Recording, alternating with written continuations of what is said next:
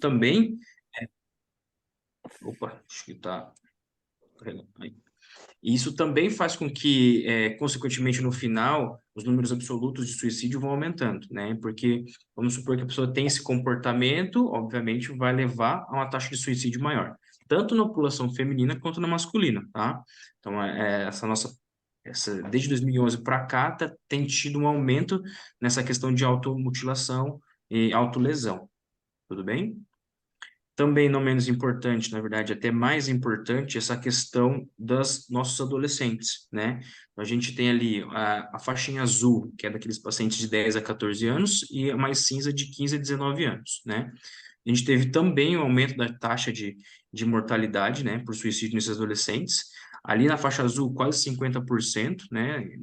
De 15 a 19 anos também, quase 50%, de 2016 até 2021. Então, assim, aumento de lesões autoprovocadas também nessas taxas de idade, tá? E levaram ao aumento de suicídio também nos nossos jovens, tá? Eu coloquei uma outra tabela aqui, dizendo qual é a maior, vamos dizer assim, o meio que mais utilizado pelos adolescentes, tá? Então, aqui, o primeiro foi enforcamento, seguido por intoxicação exógena, arma de fogo, tá? Então, assim, dentro o critério que estavam usando no Ministério da Saúde para quando publicaram isso, eles diziam que essa questão social, né, a questão social do Brasil e o uso de drogas fazem com que tenham influenciam muito esses meios de agressões, né? Principalmente enforcamento e arma de fogo ali pelo acesso que o paciente tenha a esses materiais. O enforcamento, justamente, às vezes, paciente que faz uso abusivo de substâncias, naquele surto psicótico, pode apresentar essa questão do enforcamento, né? Dá aquela coragem, cria aquela coragem, o paciente vai lá e acaba cometendo suicídio. Tudo bem? Então, é importante saber também quais os métodos mais utilizados nesses pacientes. E como é que a gente vai avaliar esse paciente, né? O paciente no pronto-socorro, o paciente na PH é um pouquinho diferente, né? Mas no pronto-socorro em si, fazer uma avaliação geral, tanto quanto a gente fez a avaliação do paciente que foi intoxicado por drogas ou de uma agitação psicomotora. Então, uma avaliação clínica, uma anamnese completa, um exame físico importante aqui, às vezes tem marca de corte, paciente que se corta bastante, às vezes ele usa roupas mais compridas justamente para não aparecer esses cortes, né? Cortes em região de coxa, né? Então, assim, a gente tem que avaliar isso e ficar atento a essa questão também, tudo bem? Exames complementares quando necessário. Da parte específica, que a gente vai falar um pouco mais da psiquiatria, o que que a gente pode... Acho que tem alguém com som aberto aqui, gente. Ver se alguém consegue... Deixa eu só finalizar o som aqui, porque está me atrapalhando. É Isabela. Isabela, se conseguir desligar o som para nós aí, que eu não consigo desligar, fazendo os barulhos. Mas vamos lá. A presença, então, específica de um transtorno mental, tá? Alguns estudos falaram que de 85% a 95% ali dos pacientes que cometeram suicídio sofriam de um transtorno mental de base, tá? Então, desde depressão, esquizofrenia, bipolaridade. Então, o paciente, às vezes, não era identificado, tinha um transtorno mental de base e acabou cometendo suicídio. Então, isso é muito importante. Vou falar que ali nos 5% faltantes ou 15% faltantes, né, dependendo da taxa que foi utilizada no estudo, às vezes foi aquele paciente que a gente não conseguiu, não deu tempo de identificar um transtorno mental, né? Aquele paciente que cometeu suicídio, ninguém sabia, não tinha nenhuma uma comunicação, ninguém tinha avisado a familiar, ou ele simplesmente não falou para ninguém essa questão do sofrimento que ele sentia, né? Então, basicamente, o que eu quero dizer com isso é que quase totalidade dos pacientes que cometem suicídio tem um transtorno mental por trás, que a gente tem que investigar, tá? Uma história pregressa pessoal, familiar ali de comportamento suicida ou até mesmo de suicídio, tá? Isso é importante, uma vez que, por exemplo, assim, né, paciente que tem histórico de suicídio, às vezes o paciente familiar era bipolar, né, episódio depressivo grave, acabou cometendo suicídio, a gente tem que investigar um fator genético nesse paciente, ele pode estar também sofrendo de um transtorno afetivo bipolar, a gente está se equivocando no tratamento, entende? Porque eu vou falar um pouquinho depois dos tratamentos, a gente pode avaliar essa questão também. Fatores sociais demográficos, então, baixa renda, meio que o paciente está inserido, às vezes favela, situações de risco, de violência doméstica, né? Então, isso também importa e também influencia na questão do suicídio. Fatores estressores recente, muito importante. Hoje mesmo eu atendi um paciente, estava internado na UTI, vítima de politrauma, tá? Então, o paciente pegou o carro, saiu de casa, foi para a BR e deu de frente com um caminhão, tá? Com o intuito de tirar a própria vida. Foi trazido para o nosso hospital aqui de referência. Eu perguntei para ele, questionei o que tinha acontecido. Ele falou que tinha, recentemente, coisa de uma semana, 2 semanas, ele tinha terminado um relacionamento de mais de 30 anos, né? Então, esse fator foi tão estressante que ele decidiu pôr fim na vida dele naquele momento, né? Então, a gente tem que sempre avaliar essa questão também. E comportamento suicida atual, né? Que a gente vai... Alguém falou comigo? Não? Comportamento suicida atual, que a gente vai entrar em alguns outros fatores para a gente conseguir tentar classificar esse paciente para que a gente possa conseguir dar melhor a conduta, né, no pronto atendimento, tudo bem? Vamos ver alguns fatores que a gente pode avaliar nesse paciente, outros. Coloquei aqui fatores de proteção e risco, tá? Vocês já vão me criticar sobre esses fatores de proteção e risco, eu já vou te falar por quê. Em fatores de proteção, se for ler no livro lá, acredita-se que gênero feminino, casamento, filhos, gravidez, rede de suporte, religiosidade, né, uma resiliência, um tratamento adequado, são fatores de proteção. Aí você vai questionar, pô, mas você acabou de falar um exemplo ali em que o casamento foi fator de risco, né? Então, acontece, realmente a gente tem que avaliar caso a caso. Não necessariamente esses fatores aqui, para algumas pessoas pode ser de proteção e algumas pode ser de risco, né? Então, a gente tem que avaliar caso a caso, investigar isso. Não é incomum que filhos, gravidez, principalmente gravidez indesejadas, a paciente faça com que esse comportamento suicida aumente, né? Então, esses fatores de proteção, em alguns casos, podem sim ser fatores de risco, né? A gente tem que avaliar caso a caso. Mas, assim, fatores de riscos relacionados ao suicídio. O mais importante, isoladamente, é tentativa de suicídio prévio, tá? Então, aqui vai surgir aquelas frases, pô, mas se o paciente quer mesmo, ele faz, né? Não é assim, não é bem dessa forma. Não é porque o paciente tentou 10 vezes que ele não vai conseguir na 11ª, né? Então, a gente tem que ter cuidado com isso. Não importa quantas vezes ele tentou, né? E importa que talvez seja a última. Então, a gente tem que trabalhar essa questão para que não seja a última, né? Para que ele consiga, quer dizer, trabalhar para que ele não faça mais, né? Que seja realmente a última tentativa e não consiga concluir o suicídio, né? A gente tem que trabalhar para isso. Outros fatores de risco que a gente mais conhecidos: morar sozinho, né? Isolamento social, não ter uma rede de apoio, né? Tem um sentimento de desesperança, desamparo, inutilidade, abuso ou negligência na infância, tá? Isso tudo também são fatores de risco. Eu coloquei aqui efeito Werther também, tá? Para quem não sabe, efeito Werther foi aquela nomeação que a gente dá para aquele efeito que, por exemplo, né, surgiu em 1774, quando foi lançado um livro, né, O Sofrimento do Jovem Werther. Né? Então, assim, o protagonista na época, ele tinha um amor por uma mulher e não era correspondido, né? Ele acabou cometendo suicídio com uma roupa específica e com uma arma, né? Foi pelo uso de arma de fogo. Então, assim, o pessoal viu na época que, quando lançou o livro e tinha essa romantização do suicídio, logo após teve vários casos de suicídios com a mesma roupa, da mesma forma, tá? Então, acabou servindo de incentivo para que outras pessoas cometessem suicídio, tá? Então, isso na parte da cultura ali, da arte, filme, né, e livro nessa época, nesse caso.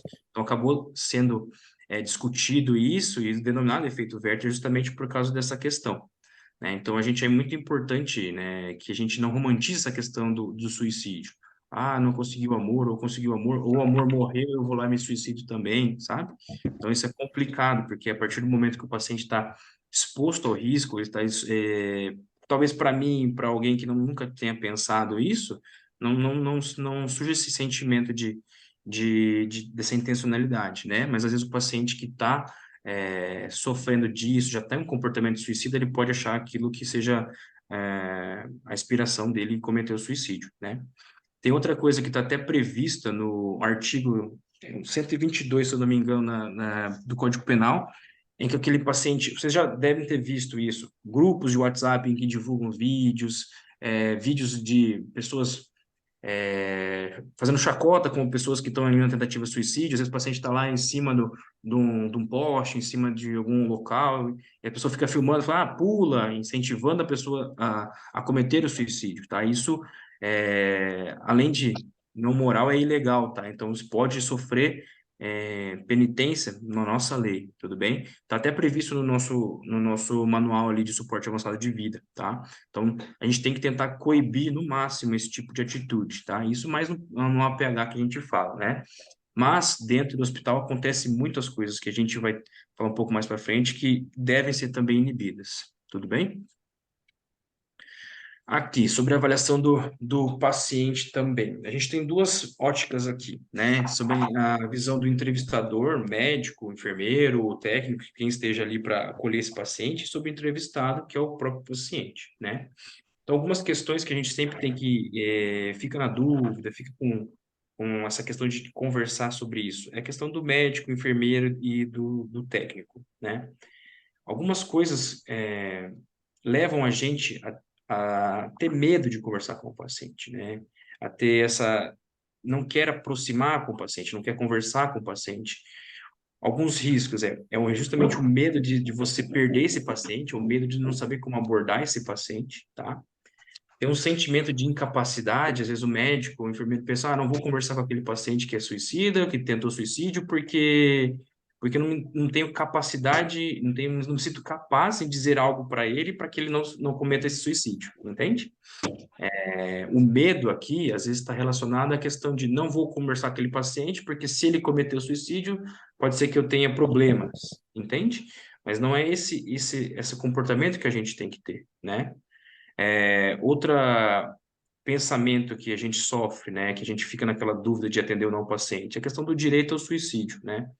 Muitas vezes o entrevistador vai ter aquela questão, pô, mas se o paciente falar para mim que a vida dele sei lá, perdeu o familiar, perdeu todos os familiares, tem uma doença, né, e ele quer realmente tirar a própria vida, talvez para mim faça muito sentido ele querer tirar a própria vida, então por isso eu não vou conversar com ele, porque eu também não vou saber falar que ele não deve fazer isso, né? Então, isso torna-se também uma dificuldade, uma barreira para a gente tratar esse paciente, tudo bem? E acho que da minha parte, se fosse para passar algo hoje nessa reunião, seria esse cuidado com os comentários, tá? Então, assim, eu trabalho num hospital que tem referência à psiquiatria, tem o psiquiatra de plantão na referência, tem uma enfermaria psiquiátrica, e todo dia, no ano passado inteiro, esse ano, eu sofro e eu tento, assim, fazer uma psicoeducação no pessoal, na equipe, justamente, tá?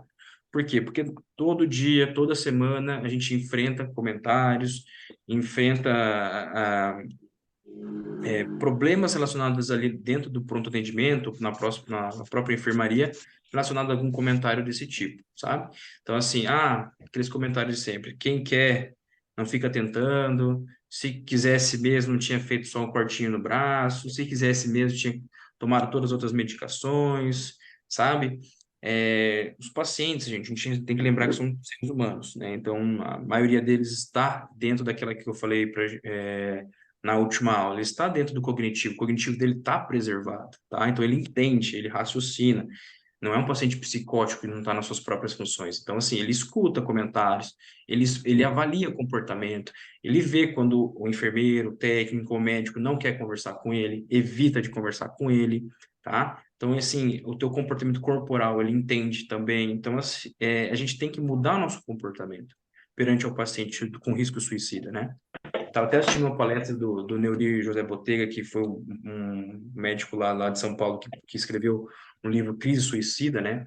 E ele começou a palestra dele falando assim, se a gente não tem tempo, não tem paciência ou não quer atender um paciente suicida, é melhor que nem vá atender, né? Porque o paciente suicida, o paciente que tem um comportamento suicida, não é aquele paciente que você vai conseguir liberar às vezes em 10 minutos, 15 minutos, que ele vai falar para você, não, estou com vontade, estou com intenção, estou com planejamento, e você fala assim, não, beleza, amanhã a gente vai conversar de novo. Não é assim que trata esse tipo de paciente, né? Então, esse paciente demanda tempo, demanda atenção, né? Demanda uma capacidade do entrevistador em lidar com algumas situações, né? Ser muito cuidadoso nas frases que você vai falar, essas frases prontas não devem ser dirigidas de forma alguma, né? Às vezes a gente não precisa nem falar, ter algo para acrescentar para o paciente, e se só está lá para ouvir o paciente, o que a demanda dele, fazer esse acolhimento, né, já é o suficiente. O paciente já vai ter uma melhora naquele sentido, entende? Então, acho que são desafios que a gente enfrenta para avaliar esse paciente também no pronto atendimento, tá? Em relação ao entrevistado, o que a gente tem que buscar quando a gente for fazer essa avaliação do paciente?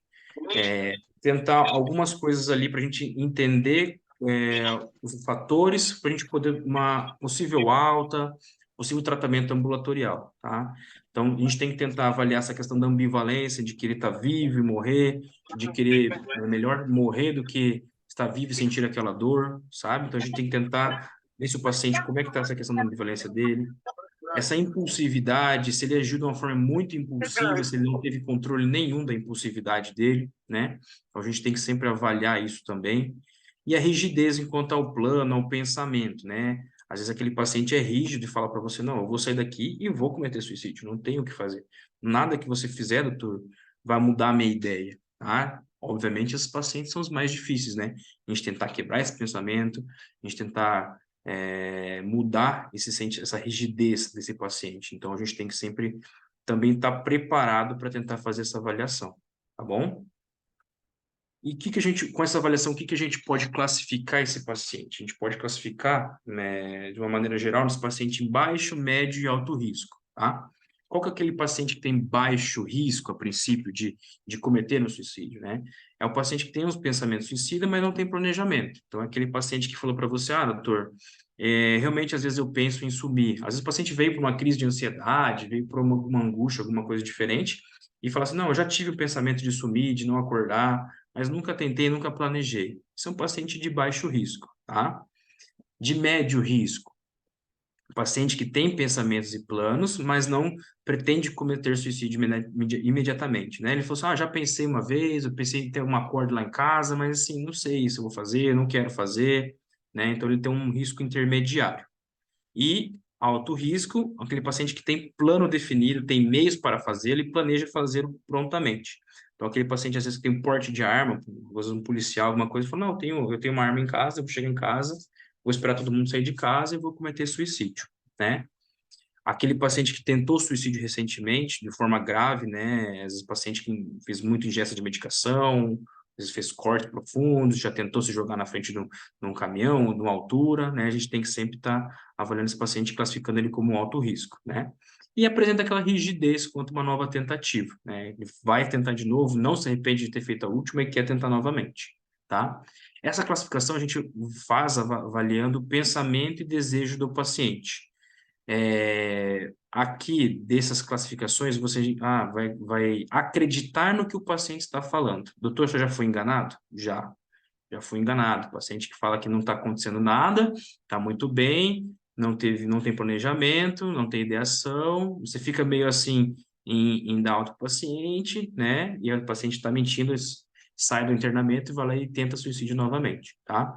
Então, essa avaliação em baixo, médio e alto é basicamente no pensamento. Mas, obviamente, que a gente não vai levar só isso em consideração para a gente dar uma alta hospitalar, né? Então, se o paciente falar para você, não vou cometer suicídio, doutor, tá tranquilo, tá de boa, né? Você dá alta para ele sozinho, para ele sair sozinho? Não, não é assim que a gente vai fazer, né? Então, tem alguns outros recursos que a gente pode lançar mão para a gente fazer essa medicina mais segura, né? Para a gente tomar um cuidado maior com esses pacientes, tá? Aqui eu até coloquei a referência do que poderia ser feito. Vamos dizer, paciente com baixo risco. O que eu considero geralmente para dar essa alta hospitalar? Baixo risco né, nesse pensamento e um bom suporte familiar, heterossuporte. Pode ser familiar, pode ser de amigo, namorado, mas tem que ter um bom suporte. Por quê? Porque esse heterossuporte, esse familiar, esse representante da família, vai ser a pessoa que vai cuidar desse paciente, entende? Então, assim, a gente não pode adquirir essa responsabilidade totalmente para nós, equipe médica, equipe enfermeira, né? Essa responsabilidade de cuidar do paciente também compartilhada com alguém. Então, talvez aqui, nessa questão do médio, baixo e alto, a segunda questão mais importante seja a questão familiar. Porque muitos pacientes, às vezes, estão classificados com baixo risco, mas mesmo assim eu fico na dúvida, mesmo assim eu tenho um pouco de receio em dar alta para esse paciente, uma vez que ele não tem ninguém, mora sozinho, está distante da família. Você não sabe se esse paciente pode tentar ou não. Você não sabe se ele está mentindo para você ou não, né? Então, é sempre importante avaliar essa questão do heterossuporte, tá? Para uma alta hospitalar. Mas supondo que o paciente tem um bom heterossuporte, veio com a mãe, veio com o pai, familiar, namorado, e não tem mais esse pensamento, ou teve esse pensamento muito anteriormente, não tem mais. Você pode dar alta para ele fazer um acompanhamento na UBS, no SF? Tranquilo, pode fazer esse acompanhamento, tá? Médio, também, novamente, avaliar essa questão do heterossuporte. Se você tem facilidade, consegue ter mão ali para iniciar uma medicação para o paciente, conseguiu fazer uma avaliação boa ali, se ele tem sintomas depressivos, né? Se ele não teve episódio de mania, se você consegue iniciar um antidepressivo para ele, sem avaliação do especialista naquele momento, você pode dar alta para o paciente também, junto com a família, orientações à família, né? Iniciar uma medicação e fazer esse acompanhamento com o especialista ambulatorial. Porque muitas vezes a gente não tem essa avaliação do especialista, do psiquiatra dentro do hospital, né? Obviamente a gente gostaria de ter, mas não é todo local que a gente tem essa disponibilidade. Então a gente pode fazer essa avaliação do especialista ambulatorial. Quanto antes, melhor, né? A gente não, daqui 6 meses seria ruim, mas se a gente tem essa disponibilidade de um CAPS, de um ambulatório de saúde mental, é importante que a gente consiga encaminhar esse paciente para lá. Beleza? E no alto, a partir do momento que o paciente tem aquele plano, se você não tem avaliação do especialista, é fato que tem que fazer o internamento para conseguir essa avaliação. Seja ele no internamento lá no hospital psiquiátrico, em outra referência, ou seja, um especialista vá até onde você está, né, no seu hospital, na sua complexidade, para fazer essa avaliação, tá? Então, assim, se você acha que o paciente tem um alto risco, mesmo com heterossuporte, é bom que seja avaliada pelo especialista, beleza? Para depois manter esse acompanhamento na UBS, na USF. O que a gente pode fazer de orientação para os familiares, né? Então, mais importante, vigilância 24 horas, tá? Afastar de objetos cortantes, medicamentos, armas, cordas, produtos químicos, altura, todo esse quanto é tipo de objeto que possa oferecer um risco, a gente tem que afastar, né? Não permitir portas trancadas, isso aqui é um fato que às vezes acontece muito, tá, gente? Eu sempre bato na tecla, porque eu perdi uma paciente dessa forma, né? Então, foi uma das pacientes ainda que no início da nossa residência, ela veio por uma tentativa, não era uma tentativa grave, era uma tentativa mais leve, de suicídio, ficou internada com a gente 3 a 4 dias e tinha referido nos últimos 3, 4 dias essa melhora do pensamento suicida, né? Tinha um heterossuporte bom, morava com a tia, os avós moravam perto, né? E já era uma recorrente também de tentativa suicídio, e a gente deu alta para ela. A tia falou que ia manter o cuidado, ia conseguir manter a vigilância. A tia já estava acostumada com isso. Chegou em casa, 2, 3 dias depois, trancou a porta, disse que ia meditar, tá? E a tia acreditou que ela ia meditar. E ela tinha umas medicações escondidas dela e acabou fazendo intoxicação e cometendo suicídio, tá? Então, assim, é importante, não, a gente não pode permitir essas atitudes do paciente. Às vezes a gente tem um pouquinho, quer dar um pouquinho de liberdade, um pouquinho de confiança, mas o paciente tem um risco importante. A gente não sabe o que se passa na cabeça dele, o que a gente consegue entender é o que ele fala pra gente. Muitas vezes esse paciente pode estar mentindo, né? Então é importante fixar essas orientações para os acompanhantes, tá bom? Todo medicamento deverá ser fornecido por um cuidador, que manterá a posse segura da medicação, isso também é muito importante, e não ter medo de conversar sobre o ocorrido, tá? Oriente o acompanhante, o heterossuporte, em conversar com o paciente. Oriente o teu paciente a quando tiver uma necessidade, tiver esses pensamentos muito, muito intensos, que conversem com o familiar, tá? Para buscar ajuda, se não conseguir naquele momento, um internamento, tá? Para que esse pensamento não piore, não leve à tentativa ou ideação, tá bom? Alguma pergunta por enquanto, pessoal? Tudo certo? Vamos lá. Falar um pouquinho. Essa aqui foi a avaliação do paciente no pronto atendimento, tá? Então agora a gente vai falar um pouquinho de intoxicação exógena. Eu coloquei aqui porque eu acho que é uma coisa que todo mundo que trabalha na UPA, no hospital, já deve ter visto alguma vez, né?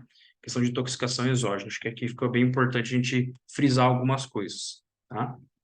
Então, intoxicação exógena. A gente sabe que o enforcamento é o principal meio de morte por suicídio aqui no Brasil, em todas as faixas etárias, tá? Desde 2007 a 2016 foram 100 mil casos de óbitos, tá? Com 60% de enforcamento e 18% de intoxicação exógena, tá? Mas a gente sabe que, apesar de ser a segunda causa de óbito, a intoxicação é o principal meio utilizado na tentativa, tudo bem? Então, assim, é o que mais o pessoal tenta, né? Por uso de medicações ou uso de outros, às vezes não é medicação em si, né? Envenenamento e tudo mais. Então, intoxicação é a maior método utilizado para tentativa de suicídio, tá? Para você ter uma ideia, quase metade das intoxicações das tentativas de suicídio foram por intoxicação, entre 2007 e 2017, tá? Então, ali, cerca de 220 mil tentativas de suicídio foram por intoxicação exógena, tá? Aqui. O que a gente vai fazer com esse paciente em intoxicação exógena? Como é que a gente vai avaliar esse paciente na intoxicação exógena? Coloquei aqui um esqueminha que a gente pode seguir, tá? Então, na suspeita de intoxicação exógena, vamos fazer a anamnese, conversar com o familiar, avaliar o paciente, fazer um exame psíquico com o paciente quando possível, né? O exame físico também é importante. Sinais vitais, nível de consciência, alterações neuromusculares. Caso o paciente apresente alguma alteração, a gente vai fazer essa medida de suporte, estabilizar sinal vital, né? Avaliar medidas de desintoxicação, solicitar exames laboratoriais, tudo bem? Se o paciente tem esse agente conhecido, né? A gente vai investigar a medicação, tempo de uso da medicação, isso é muito importante, tá? Porque a gente vai ver que a maioria das medicações, a gente pode até fazer uma lavagem gástrica, né? Fazer um carvão ativado, mas geralmente isso na primeira hora. Alguns falam assim, até na segunda, e alguns, dependendo da dose, mesmo que passe de 2 horas, é válido a gente fazer, né? Mas a gente sabe que quanto mais rápido a gente fizer após o uso da ingestão da medicação, melhor o efeito que a gente vai ter sobre aquela substância, para inativar aquela substância, né? Muito importante também é saber se houve ingestão concomitante ao álcool, né, e outras substâncias. Não é incomum que o paciente faça uso de droga, faça uso de álcool e tem a bad, né, passa depois do uso de substâncias e o paciente acaba se intoxicando. Então, ele está intoxicado por múltiplas substâncias, né? Então, a gente tem que fazer também essa avaliação, tudo bem? Se o paciente tem um uso abusivo de alguma substância e tem algum antídoto específico, a gente vai fazer isso, eu vou falar um pouquinho depois dos que eu coloquei, tá? Das medicações que eu coloquei.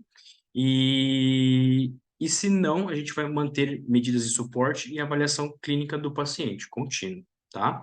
Algumas medicações, a maioria delas é suporte, tá? A gente não tem antídoto, então a gente não vai conseguir fazer muitas coisas. A partir do momento que o paciente se intoxicou, a gente vai ter que dar esse suporte respiratório, tá? Às vezes suporte hemodinâmico, tá? Então a gente vai ter que dar esse suporte para esse paciente também. Bom, falando um pouco aqui do lítio, né? É uma das medicações aí que mais acontece em intoxicação exógena, né? Uma medicação muito bem utilizada, um estabilizador do humor, tá? Então a gente utiliza muito em pacientes com episódios maníacos e hipomaníacos, tá? Episódios principalmente usado em episódios depressivos, no transtorno afetivo bipolar. A gente também usa ele como potencializador de uso antidepressivos, tá? Nas depressões unipolares, tudo bem? Droga anti-suicida, eu coloquei um ponto aqui, por quê? A gente sabe muito bem, estabelecido nos estudos, que o lítio é uma droga anti-suicida naquele paciente que apresenta um transtorno afetivo bipolar, principalmente no episódio depressivo, né? A gente sabe que o paciente que faz uso de lítio nessas condições, ele tem sim uma questão anti-suicida, né? Agora, para paciente com depressões unipolares, paciente que é só às vezes depressivo, você não conseguiu investigar, ou um paciente realmente não apresenta hipomania ou mania, o paciente não é bipolar, então, assim, fica meio questionável. Por que eu falo isso? Porque você não vai começar o lítio para todo paciente que apresenta episódio depressivo, né? Porque ele apresenta um episódio depressivo e uma ideação suicida, você vai começar lítio. Não, não é assim que funciona. Às vezes o antidepressivo em si, ele vai ter melhor essa resposta do que o lítio, né? Com o lítio em monoterapia. Então, assim, doutor, mas se você entrar um antidepressivo, o paciente que tem depressão, ele pode ter aquela euforia e acabar conseguindo fazer o suicídio? E isso para paciente que tem possivelmente um transtorno afetivo bipolar, que pode gerar um episódio de hipomania ou mania, e que realmente ele pode ficar mais eufórico e às vezes tentar cometer o suicídio, né? Mas se você não sabe do histórico do paciente, não tem histórico familiar positivo para transtorno afetivo bipolar, um paciente que tem só puro depressão unipolar, ainda é mais benéfico ser entre com antidepressivo e avaliação recorrente desse paciente do que somente o lítio, tá? O lítio, em alguns estudos, a gente acredita que ele vai fazer só ter a sua ação terapêutica dentro da nossa faixa terapêutica, que é entre 0,5, em alguns casos, 0,6, até 1,2, né? Então, a gente tem de dose de 300 ou 450 prolongada, que é o mínimo é 300, né? E máximo de 2,100 miligramas, 2.100 miligramas por dia, tá bom? E a gente faz essa litemia para a gente avaliar o lítio do paciente após 5 dias, geralmente com 12 horas em jejum, tá? Uma coisa que eu vou falar para vocês, gente, nosso corpo não produz lítio, tá? Então não adianta você pedir lítio antes de iniciar o fármaco para o paciente, tá? Porque aqui em Foz do Iguaçu não é incomum que a gente pegue paciente que o médico falou: ah, o doutor fez o exame do lítio, eu não tinha lítio no sangue, daí eu acabei tendo que usar lítio. Eu não sei se eles fazem isso com forma de aderência do paciente à medicação, tá? Mas isso não é uma prática que a gente faz corriqueiramente. O paciente não produz lítio, então, se você pedir o lítio para ele, litemia para ele, sem estar usando lítio, obviamente vai dar baixo, tá? Outra coisa, a gente sempre busca que esse lítio, que essa faixa terapêutica esteja próximo à faixa inferior, 0,5. Por quê? Porque próximo à faixa superior tem essa questão de dose tóxica próximo da dose terapêutica, tá? Então, próximo à faixa superior, às vezes o paciente já pode apresentar alguns sintomas de intoxicação. Tudo bem? Então, a gente tem que sempre, ali até 0,7, 0,8, 0,9, é uma faixa terapêutica boa, tudo bem? Mas se o paciente tiver com 0,5, 0,6, também está fazendo efeito. 0,3, 0,2, esse paciente fica assim, não está potencializando, teoricamente, não está tendo um efeito anti-suicida também, tá? A gente tem que sempre buscar essa faixa terapêutica do lítio. As intoxicações do lítio pode ser tanto aguda quanto crônica, tá? Então, a gente também tem que saber avaliar. Às vezes o paciente fez isso de uma forma intencional, de fazer a forma aguda para tentar tirar a própria vida, ou às vezes fez uma forma crônica, tá? E algumas coisas podem influenciar nesse intoxicação por lítio cronicamente. Por exemplo, medicações que alteram a função renal, IECAs, diuréticos, anti-inflamatórios, tá? Infecções virais, gastroenterite, principalmente aquelas que causam muita diarreia e vômitos, né? Desidratação também por baixa ingesta hídrica, sudorese excessiva, portadores de insuficiência renal, sexo feminino e população idosa, tá? Às vezes o paciente tem alguma condição dessa e ele está fazendo uso de lítio e acaba tendo uma intoxicação crônica, tudo bem? A gente tem que também tomar cuidado com esse ponto. O lítio, a gente infelizmente não tem antídoto, né? Então, quando o paciente faz uso abusivo, se for dentro das 2 primeiras horas, a gente pode fazer. Episódio de James aqui fica muito assim: é melhor logo quando o paciente já faz esse uso abusivo, né? A partir de 2 horas já não é muito indicado a gente provocar EMS no paciente. Pode dar broncoaspiração, pode ter piora do quadro do paciente, né? Mas a lavagem gástrica a gente pode tentar fazer sim, tudo bem? Até 2 horas. Melhor sempre até 1 hora, tá, gente? Mas até 2 horas a gente consegue fazer. Carvão ativado não é capaz de absorver, tá, o lítio. Então, assim, não adianta a gente fazer porque ele não vai se ligar ao lítio para conseguir diminuir a litemia, tá? A intoxicação. Tudo bem? Alguns sintomas, quando o paciente faz uma intoxicação leve, que alguns livros colocam de 1,5 a 2,5, tá? Tem vários livros com várias proporções diferentes, tá, gente? Eu coloquei aqui mais ou menos a média. Então, de 1,5 a 2,5 pode causar náusea, vômito, fadiga, letargia, aquele tremor fino, tá? Que o tremor às vezes parece com o paciente que tem litemia de 1 já parece tremor, tá? Então, a gente tem que ficar atento nessas questões. Moderado, de 2,5 a 3,5, tá? O paciente já vai apresentar uma confusão mental, uma agitação, uma ataxia, disartria, às vezes pode ter um nistagmo e fraqueza muscular também, né? E grave, acima de 3,5, o paciente já tem convulsões, coma, um colapso cardiovascular ali, uma hipertermia também, tá? Alguns locais colocam grave acima de 4, tá? Mas acima de 3,5 já também podemos considerar grave. O que a gente faz no tratamento? Então, a gente tem que fazer o suporte clínico desse paciente, né? Uma hidratação vigorosa naqueles pacientes que a gente sabe que são desidratados, estão nitidamente desidratados ali, buscando uma diurese sempre de 2 a 3 ml quilo-hora, tá? Suspende o lítio, a gente vai coletar a litemia de 6 a 12 horas, tá? Para a gente ver nos primeiros dias, para a gente avaliar quanto está a litemia desse paciente, tudo bem? Exames laboratoriais, eletrólitos, função renal, função hepática, CPK, hemograma, glicose e gasometria. Basicamente, os exames laboratoriais são os mesmos para todas as intoxicações, tá? É o geral que a gente vai fazer a avaliação. Aqui, obviamente, é importante a função renal, porque justamente o lítio é excretado pela questão renal e a gente vai ter que ter essa avaliação para a gente ver se a gente pode fazer hidratação vigorosa ou não, né? Hemodiálise, tá? Alguns critérios de hemodiálise. Particularmente no hospital aqui, eu não lembro de ter visto paciente com intoxicação lítio que evoluiu para diálise, tá? Não lembro mesmo, mas pode acontecer. Leve, 1,5 a 2,5 com alteração do nível de consciência, convulsão e arritmia grave. Tudo bem? Esse paciente tem indicação de fazer hemodiálise. Moderado, de 2,5 a 3,5, mais insuficiência renal crônica ali, que agudizou, né? Confusão mental, agitação, disartria, ataxia, hipertonia, tá? Isso tudo, esses sintomas levam o paciente a ter que fazer hemodiálise. Tudo bem? E grave, acima de 3,5, mais insuficiência renal, hemodiálise, independente do quadro clínico do paciente, tá? Alguns locais colocam que acima de 4, não precisa ter nenhum sintoma, nenhuma comorbidade. Acima de 4 é hemodiálise direta, tá? Alguns lugares colocaram assim. Mas geralmente esse paciente, quando ele está, obviamente, se ele está em um lugar de baixa complexidade, ele vai ter que ter tido uma transferência rápida, né, para um hospital de alta complexidade. E se ele está dentro de uma alta complexidade, a gente vai ter essa avaliação também para a gente conseguir, com o nefrologista, né, para a gente conseguir ter indicação não de hemodiálise aí. Beleza? Vamos lá. Sobre benzodiazepínicos, tá? Então, benzodiazepínicos a gente usa convulsões, síndrome de abstinência do álcool, como eu falei na última aula, outras drogas também, né? Insônia, ansiedade, distúrbio de sono e agitação. Tá? Então, é uma medicação muito utilizada pela gente aí.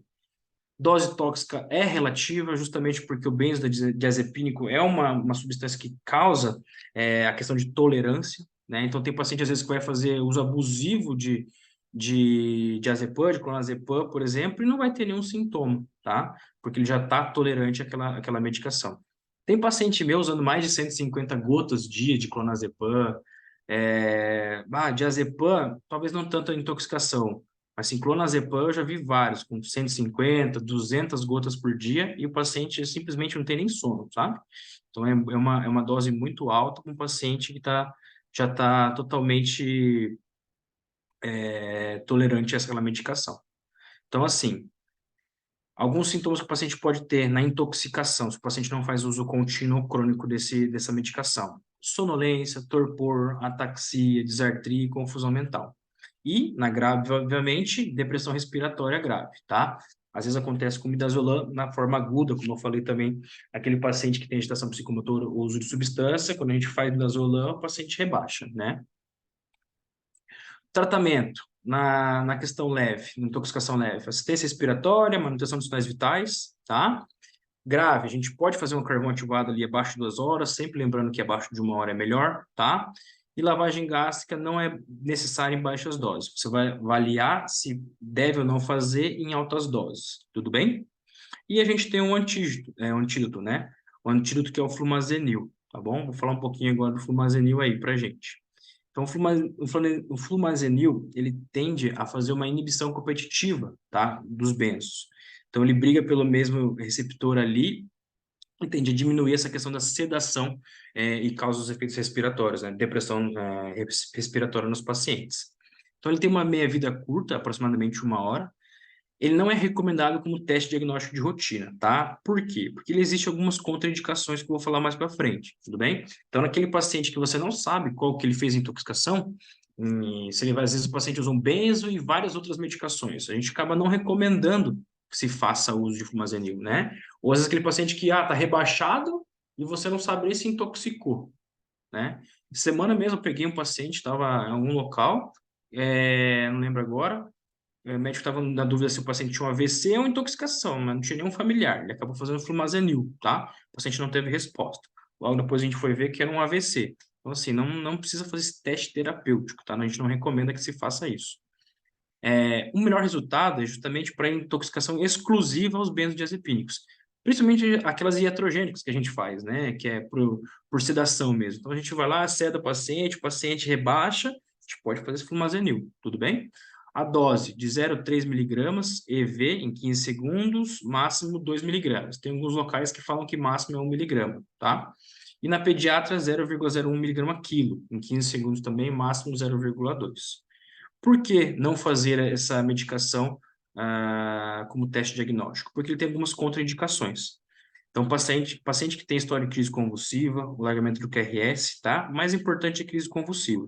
Porque quando você faz o flumazenil, o paciente pode apresentar uma crise convulsiva, né? Aí você vai ter que fazer de novo um benzo para ele. Então, fica naquele ciclo, tá? Então, benzodiazepínico e antidepressivo tricíclico também a gente evita fazer flumazenil justamente por causa do poder gerar uma crise convulsiva, tá? Então, se o paciente fez intoxicação por benzo e tricíclico, a gente não vai fazer o flumazenil, tá bom? Paciente em uso crônico de benzo, também a gente tenta evitar, por quê? Aquele paciente que fez uso crônico vai se intoxicando, toma muito, muito, muito, uma vez ele tomou uma dose tão exorbitante que ele rebaixou, né? Então, o que a gente vai fazer? A gente vai lá e faz o flumazenil, o paciente volta e desenvolve uma síndrome de abstinência, porque a gente acaba dessensibilizando todos os receptores que estavam mais sensibilizados, e ele acaba tendo síndrome de abstinência, a retirada do benzodiazepínico, tá? Então, a gente também evita de fazer flumazenil nesses pacientes crônicos de usos de benzodiazepínicos, beleza? Deixa eu tirar aqui, porque eu acho que é antipsicótico. Isso, antipsicóticos, tá? Então, antipsicóticos também a gente usa uma larga escala. Eu falei um pouco dos efeitos colaterais que pode acontecer por uso abusivo de antipsicóticos, né? Mas eles são bloqueadores dos receptores de dopamina, principalmente, tá? Utilizados na esquizofrenia, transtorno afetivo bipolar, dependência química, agitação psicomotora, como disse na penúltima aula, né? E são separados em típicos e atípicos. Eu coloquei algumas medicações aqui conhecidas, tá? Dose tóxica também é variável. Lembra que o paciente, às vezes, vai fazer uma ampola de Aldol, já apresenta intoxicação, né? Às vezes, aquele paciente que fez Aldol o dia inteiro, faz levomipromazina, clorpromazina junto e não acontece nada. Mas lá depois, no terceiro, quarto dia, fazendo isso tudo de uma vez, o paciente apresenta um rebaixamento de nível de consciência, tá? Então, uma dose tóxica é variável. O que o paciente pode ter em intoxicações leves? Distonia principal delas, lembra que a gente vai tratar com biperideno, né?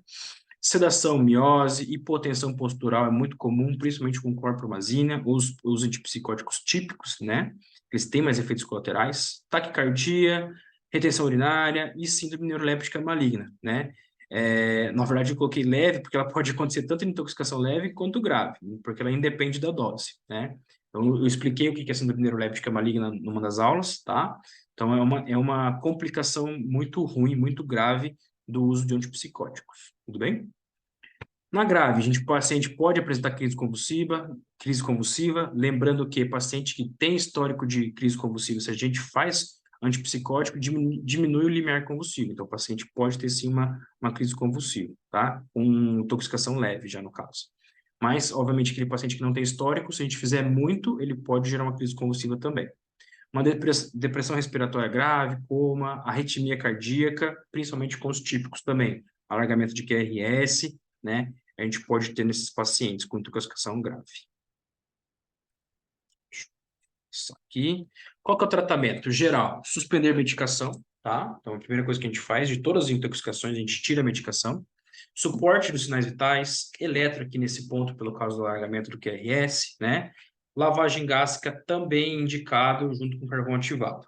Aqui a gente pode fazer, se a intoxicação foi muito aguda, se o paciente, por exemplo, faz uso de risperidona e tomou lá 30, 40 comprimidos de risperidona, dentro de uma hora a gente faz a lavagem, depois faz o carvão ativado. 1, 2, até 3 doses, ou até mais se necessário, tá? Específico, a gente tem a distonia, quando o paciente apresenta distonia, a gente pode fazer o biperideno, então, tá? Ampola, a gente tem M e tem comprimido de 2 miligramas, tá? Tudo bem? Então, a gente pode fazer no adulto de 3 a 5 miligramas de 6 horas. Geralmente, com uma dose, 2 doses, o paciente já melhora. Depende muito, obviamente, da intoxicação que esse paciente fez com o antipsicótico. E na criança, de 0,06 a 0,1 miligrama quilo, também de 6 em 6 horas, tá? Diazepam, se o paciente apresentar crise convulsiva, né? Obviamente aqui, comprimido eu deixei, mas se o paciente tem a crise convulsiva efetiva, a gente vai fazer IV, tá? E na criança de 0,305 miligramas quilo, tá? Mantém uma observação ali de 12 horas. Síndrome neuroléptica maligna, o suporte é clínico e dentro da UTI, tá? Lá, quando eu falei do síndrome neuroléptica, eu coloquei algumas especificidades da síndrome neuroléptica maligna, tudo bem? Mas é um suporte dentro de UTI, no hospital terciário principalmente, tá? Antidepressivos. Então, a gente tem algumas classes de antidepressivos, né? Inibidores seletivos de recaptação de serotonina, ISRS, IRSN, que são os duais, tá? De serotonina e noradrenalina. Antidepressivo tricíclico, tá? Antagonista dos receptores de serotonina e norepinefrina. A mirtazapina é o principal componente deles. E o IRND, de norepinefrina e dopamina, tá? Que nós temos a bupropiona mais conhecida também. Eu vou falar de dois principais, tá? Que são os ISRS e os tricíclicos, tá? E a gente consegue ver isso mais comumente como intoxicação exógena. Nos ISRS, dose tóxica, geralmente doses acima de 10 vezes a dose terapêutica, né? Então vamos colocar fluoxetina, a gente pode fazer até 80 miligramas, seria 800 miligramas, né? Agora nem sei de cabeça quantos comprimidos dá. 40 comprimidos? Eu fiz uma conta rápida aqui, não sei se eu fiz certo, tá? Mas é uma dose tóxica, é uma dose bem alta para fazer essa toxicidade, tá? O que o paciente pode apresentar? Leve, tremores, confusão mental, movimentos coreicos, midríase, tá? Na moderada, agitação psicomotora, uma diaforese, uma ataxia, um rubor. E na grave, bradicardia, hipotensão, depressão do sistema nervoso central e principalmente a síndrome serotoninérgica, né? O que é a síndrome serotoninérgica? São alguns componentes que fazem com que um paciente tenha uma liberação muito grande de serotonina e cause essa síndrome, tá? Então, vai ter alterações do estado mental, o paciente vai apresentar agitação, ansiedade, confusão mental, hipomania, até hipomania ele pode ter, uma instabilidade autonômica, taquicardia, hipertensão, sudorese, hipertermia, midríase, né? Hiperatividade neuromuscular, hiperreflexia, mioclonias ou muitas rigidezes e tremores, tá? E o que a gente vai fazer na síndrome serotoninérgica? Vou explicar aqui um pouquinho mais para frente. O tratamento, quando o paciente está fazendo intoxicação, um tratamento geral, suporte, suspender medicação, eletro, lavagem gástrica e carvão ativado na mesma proporção do que antes, né? Se for menos de 1 hora, 2 horas, a gente pode fazer a lavagem, depois faz a questão do carvão ativado, tá? E específico na síndrome serotoninérgica, a gente descontinua os agentes também, tira a medicação, faz o controle de temperatura, controle da agitação, a gente vai preferir os benzodiazepínicos, e casos refratários a gente usa ciproheptadina, tá? Que é um anti-histamínico. 12 miligramas inicialmente VO, pela sonda, e 4 miligramas por hora, tá? De 3 a 4 doses para esses pacientes, para a gente conseguir inibir essa síndrome serotoninérgica. Tudo bem? Dos antidepressivos tricíclicos, tá? Aqui a gente pega uma gama de pacientes também muito grande que fazem intoxicação por tricíclicos, né? Então, a dose tóxica, geralmente de 10 a 20 miligramas quilo, pode apresentar risco já, tá? Se eu não me engano, teve alguns estudos que o paciente com 16 comprimidos no adulto já, e na criança, não lembro agora não sei se era 8 ou 10 comprimidos, já fez intoxicação nesses pacientes, tá? Foram as menores doses relatadas, tudo bem? Então a gente tem que avaliar. O que o paciente pode apresentar? Intoxicação leve, sonolência, alucinações até uma taquicardia. Na moderada, uma sedação já um pouco moderada, uma midríase e uns efeitos anticolinérgicos, tá? Boca seca, a gente pode avaliar esses pacientes com os efeitos anticolinérgicos. No paciente que fez intoxicação grave, a gente pode ter convulsões, obviamente a depressão do sistema nervoso central e o coma são as principais que podem causar também, além das arritmias graves, tá? A gente tem que ficar atento. Geral, suspende medicação, suporte sinais vitais, eletro, lavagem naquele esquema também, menor de 2 horas, depois carvão ativado. Nas questões específicas, o paciente que apresenta convulsão, a gente vai fazer benzodiazepínico e na hipotensão, reposição volêmica ali com solução salina ou droga vasoativa, tá? Se necessário. Anticonvulsivantes, então a gente usa eles basicamente como segunda linha de estabilizador de humor em tratamento de transtorno afetivo bipolar, principalmente a carbamazepina e o ácido valproico. Um controle de ganho de peso ali, a gente usa o topiramato, e acaba que o fenobarbital e fenitoína é mais usado para os pacientes, né, por parte do médico neurologista, mas às vezes os pacientes psiquiátricos também estão usando, né? Então, fenobarbital e fenitoína. Intoxicação, geralmente dose tóxica de maior que 50 mg por quilo, né? Aqui, ó, menores doses também relacionadas. Carbamazepina com 3,2 gramas em adultos, em crianças 1,6 gramas, tá? Adulto, carbamazepina tem 200 miligramas, então vai dar 16 comprimidos, tá? Aqui o paciente que tomou 16 comprimidos já teve uma intoxicação grave e chegou a falecer, tá? O que o paciente pode apresentar quando ele faz intoxicação leve? Sedação leve, uma letargia na fala, né? Uma fala arrastada, uma hipotensão, nistagmo, às vezes uma oligúria, tá? E pupilas perdem um pouco daquela reatividade ao estímulo, tudo bem? E na intoxicação grave, depressão respiratória grave, arritmia cardíaca grave, crise convulsiva, tá? Hipotensão grave, hipotermia até anúria, tudo bem? O tratamento: suporte clínico, manter via aérea, sinais vitais, diurese, exames laboratoriais. Carvão ativado pode ser feito abaixo de 2 horas. Se tiver dúvida, né, se você vai fazer ou não, avaliar risco e benefício. Dúvida no sentido de quanto o paciente fez essa ingestão da substância. Se for leve ou moderado, ou uma ingestão muito grave dessas medicações, tá bom? Hemodiálise é considerada para pacientes graves com instabilidade hemodinâmica e insuficiência renal instalada, tá? Então, a gente tem que avaliar também essa possibilidade de hemodiálise em paciente que faz uso de anticonvulsivante, tudo bem? Intoxicação exógena.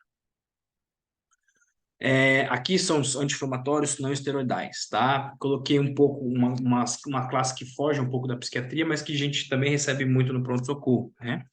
Então, a gente tem lá AS, celecoxib, diclofenac, ibuprofeno, né? Várias medicações estão dentro dessa classe. Dose tóxica geralmente é maior que 5 a 10 vezes a dose terapêutica, tá? E o paciente pode apresentar, na questão, quando foi sintomas leves, náusea, vômitos, desconforto abdominal, uma sonolência também, tá? Até convulsões. Aqui, falar em comuns, num paciente que fez intoxicação leve, tá? Mas, assim, menos de 2%. Mas intoxicação grave, o paciente pode apresentar, sim, convulsão também, tá bom?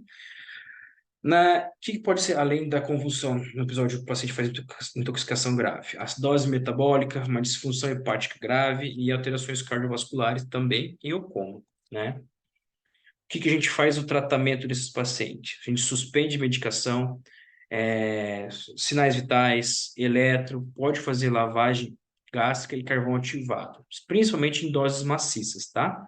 Doses menores a gente pode até tentar evitar e manter esse paciente em observação. Na específico, se o paciente tiver convulsão, benzo e hipotensão, solução salina ou droga vasoativa se necessário. Tudo bem? Outras substâncias eu coloquei aqui, por quê? Porque eu não ia conseguir colocar todas as substâncias, tá? Existem uma gama gigantesca de substâncias, de medicações, e a gente pode fazer intoxicação exógena com todas, né? Então, eu coloquei aqui que um recurso que a gente utiliza muito é o Ciatox, né? Ciatox ou Ceatox, né? Que é o Centro de Informações ou Assistência Toxicológica.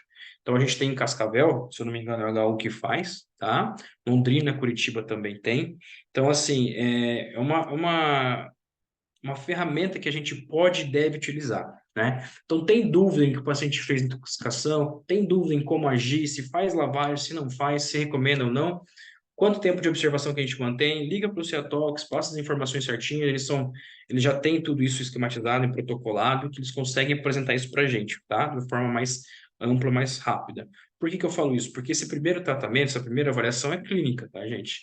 Depois passou a intoxicação, aí sim entra a avaliação psiquiátrica, mas a primeira avaliação de intoxicação sempre é clínica. A gente tem que cuidar desse paciente clinicamente primeiramente, tá bom? Uma questão que eu queria falar aqui para finalizar a nossa aula, para ir falando também, é a questão da prevenção do Setembro Amarelo, né? Então, assim, aqui no Brasil a gente escolheu setembro como mês de prevenção ao suicídio, né? A última campanha, se não me engano, foi a 9ª, tinha como objetivo Se Precisar, Peça Ajuda, né? É uma campanha pela Associação Brasileira de Psiquiatria, pelo Conselho Federal de Medicina, também pelo Ministério da Saúde, tá? Então, esses órgãos fazem essa campanha com o intuito de a gente falar desse mês de prevenção. Mas não é só nesse mês que a gente fala, tá, gente? Então, assim, esse mês, para às vezes alguns projetos, rodas de conversa, movimentar essa, incentivar a falar sobre a prevenção do suicídio, não a falar de suicídio, não a falar como fazer suicídio, tá? Então, às vezes tem umas distorções nisso, né? Não é para você, no setembro, ficar fazendo vídeos de pessoas se suicidando, né? Não é essa a intenção. A intenção é prevenção ao suicídio. Por isso, e isso deve ser feito o ano inteiro. Obviamente, a gente faz aqui no Brasil com o intuito de ser uma campanha federal, mas assim, a gente tem que fazer isso é, todos os meses do ano, todos os dias do ano, né? Isso, a prevenção sempre vai ser o mais importante na questão de diminuir a questão do suicídio, tá? Falando um pouquinho da campanha, ela foi idealizada em 2013, na verdade, tá? Mas ela deu início em 2014, uma associação entre a Associação Brasileira de Psiquiatria e o Conselho Federal de Medicina, né? E que tinha como objetivo discutir e promover ações em todo o país. Então, assim, promover ações ali no colégio, promover ações em redes de escola pública, na infância e adolescente, nos adultos, no trabalho, promover ações para prevenção ao suicídio, né? Às vezes a paciente que identifica uma doença mental e o paciente não faz tratamento e acompanhamento, a gente identifica esse paciente, fala sobre isso e encaminha ele para um acompanhamento, né? Psiquiátrico, psicológico também, tá? Então, além disso, também tinha essa questão de divulgação de materiais de informações sobre a prevenção do suicídio, né? Em 2023, como eu falei, a gente teve a nona edição da campanha, tudo bem? Para quem não sabe por que do Setembro Amarelo, é uma história. Teve um jovem adolescente, em 94, Mike, o nome dele, lá nos Estados Unidos, tá? É um paciente que adorava muito mexer com carro e ele tinha um Mustang amarelo, né? E ele acabou se suicidando, ele reformou o carro dele e tudo mais, mas ele acabou por alguns outros problemas se suicidando. Então, na época, nos Estados Unidos surgiu essa questão de dar a cor amarela a essa questão de prevenção ao suicídio, né? Então, o Brasil também adaptou isso e trouxe para cá no mês de setembro. A gente sabe que o dia 10 de setembro é o Dia Mundial contra a Prevenção do Suicídio, mas a gente acabou agregando esse mês de setembro inteiro como uma forma de a gente lidar e promover a conversa sobre suicídio, prevenção ao suicídio. Tudo bem? Outras ferramentas também que são disponibilizadas aqui no nosso país é o Centro de Valorização à Vida, tá? Eu, particularmente, nunca tive contato, tá? Mas eu tenho alguns pacientes que já tiveram contato, sim, com o Centro de Valorização de Vida e falam muito bem, tá? Esse contato pode ser feito por telefone, por e-mail, por WhatsApp, tudo bem? E são pessoas de forma gratuita que estão lá para tentar acolher, ajudar aquele paciente que naquele momento não consegue ter uma ajuda, às vezes, do seu psicólogo, do seu psiquiatra, né? Em que indicam, orientam e acolhem esse paciente por via telefone, por via e-mail, para que esse paciente não se sinta, né, ruim naquele momento e cometa algum ato naquele momento. Tudo bem? Eu coloquei aqui só um volume de ligações que eu consegui ver do Centro de Valorização à Vida no último ano, 2022, 2023, para a gente ver a quantidade de ligação que existe, né? E até uma coisa curiosa que em setembro não foi o mês que mais teve ligação, né? Então, assim, mesmo com essa questão de prevenção, de a gente falar sobre isso, não foi o mês que mais teve ligação, né? Então, a gente ainda carece de mais projetos, de mais, vamos dizer assim, ideias para a gente manter essa questão da prevenção do suicídio. Infelizmente, ainda a gente tem muito receio de falar com o paciente psiquiátrico, a gente tem muito medo dessa questão do suicídio. Talvez a gente tenha muito medo justamente porque a gente não sabe abordar e não sabe lidar com esse paciente, né? Então, é melhor que a gente tenha medo, mantenha afastamento, porque daí eu não preciso me envolver com esse paciente, tudo bem? Então, assim, isso é uma coisa que a gente tem uma barreira que a gente tem que enfrentar todos os dias para que a gente consiga ajudar esse paciente. Essa questão do medo, essa questão de conversar, de acolher, de tempo, né, de ter tempo disponível para o paciente, isso tudo é muito importante na avaliação global do paciente que tem um comportamento suicida. Beleza, gente? Acho que falei bastante, até com garganta seca aqui. Uma pergunta sobre a aula aí, pode fazer no chat que eu dou uma olhadinha.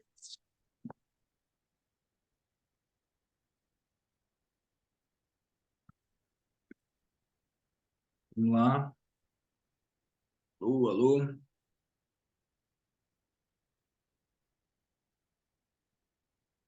Alguma pergunta, gente? Todo mundo tá ouvindo? Todo mundo dormiu? Acordaram? O que tá acontecendo?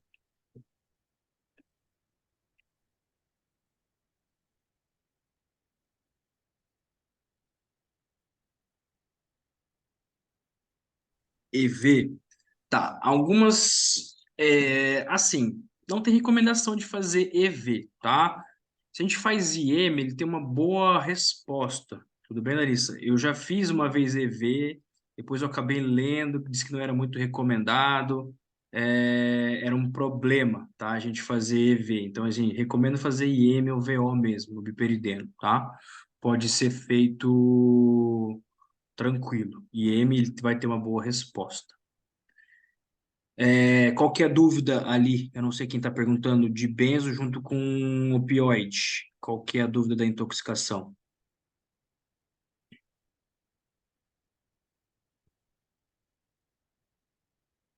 Se a gente pode fazer, eu não li nada sobre benzo junto ao opioide, tá? Eu recomendo ainda, fico na recomendação que eu li no livro. Para usar antídoto para o benzo, sim, eu sei. Mas assim, se você quer fazer os dois, faz um e faz o outro, né? Eu acho que assim, fica uma questão de misturar muitas coisas, né? Porque o paciente ter essa questão do benzo e opioide, você tem que ter muita certeza que ele só tomou esses dois, né? Às vezes o paciente tomou várias medicações. Então, assim, dependendo do nível de intoxicação do paciente que fez uso de benzo e opioide, eu acho que até vale você fazer um ou outro, tá? Mas, se o paciente fez uma intoxicação leve, mantenha observação, faz suporte, que eu acho que é melhor nesses casos, né? Para você não misturar muitas coisas, muitas medicações também, né? Se você não tem aquela certeza daquilo que você vai fazer. Beleza? Vamos lá? Mais algum? Todo mundo não tem dúvida em relação a abordar o paciente, todo mundo não tem medo, consegue abordar esse paciente sem medo algum. Pode falar alguma experiência que alguém teve também aí.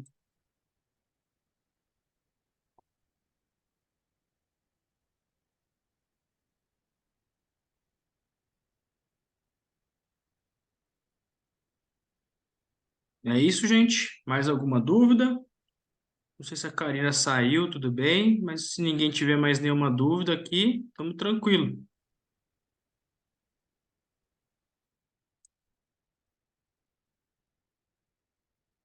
Deixa eu ver se a Karina mandou alguma coisa aqui também. A princípio, não. É isso, gente. Então, beleza. Então, deixa eu ver se alguém mandou aqui. Ah, tá aqui. Opa, deixa eu ver. Karina tá sem áudio, Karina. Não tô te ouvindo. Qual antidepressivo seria melhor iniciar a internação do paciente com tentativa suicídio? Boa pergunta, tá? Então, assim, você vai ter que avaliar qual que é o paciente, o que que o paciente apresenta, além da tentativa suicida, né? Vamos supor, se o paciente apresenta muitos sintomas depressivos, né? Então, o paciente apresenta anedonia, não tem, né, sem, anonia, avolia, tristeza profunda, choro, às vezes pode ter ansiedade também junto, tá? Você vai avaliar a condição financeira do paciente, medicações disponíveis, né? Eu iniciaria assim com o que a gente tem de mais moderno, vamos dizer assim, mais comum. Iniciaria pelos ESRS, tá? Estalopram, sertralina, são boas medicações para o início desse paciente. O que acontece? Muitos pacientes às vezes têm crise de ansiedade e nessa crise eles têm esse pensamento suicida. A gente pode fazer uso de benzo? Pode. Também nas crises a gente pode fazer associação de benzo, tá? Então, depende muito do paciente. Às vezes esse medo, se o paciente for bipolar, se o der um antidepressivo ele vai ter uma virada, assim, gente, pode acontecer, isso pode acontecer realmente, mas eu acho que, às vezes, no pronto atendimento é difícil a gente avaliar se o paciente teve um episódio claro de hipomania ou mania. Talvez muita gente aqui nunca viu um episódio de mania, né? Então, às vezes, também é difícil fazer essa avaliação. Então, assim, não precisa iniciar com lítio para todo mundo. Eu acho que se você iniciou um antidepressivo já, tem um bom suporte, bom apoio do paciente, encaminhou ele para o psicólogo e para o psiquiatra, para referência, tá tudo certo. Você fez um bom tratamento para aquele paciente também, tá? A questão do melhor é a melhor adaptação, melhor disponibilidade, melhor é a medicação que o paciente vai fazer o uso, né? Não adianta a gente dar uma medicação para o paciente, indicar um Amitril, um tricíclico, um ISRS, um dual, e o paciente não conseguir comprar, não conseguir tomar, né? Ter efeitos colaterais muito graves e não conseguir manter essa medicação, tá? Então, é, a melhor indicação, assim, depende muito de cada paciente.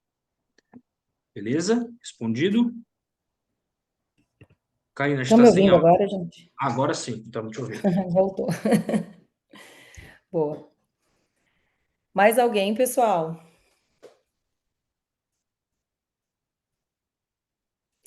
Mais Hugo, alguma então acho que pergunta? vamos encerrar. Obrigada, viu? Tua aula foi Imagina. excelente, como sempre, elucidou bastante dúvidas aqui. A gente no SAMU, a gente atende muito paciente, né, com risco suicida, assim, que muitas vezes a gente tem dificuldade de fazer essa abordagem, então elucidou bastante. Obrigada pela tua disponibilidade, excelente aula.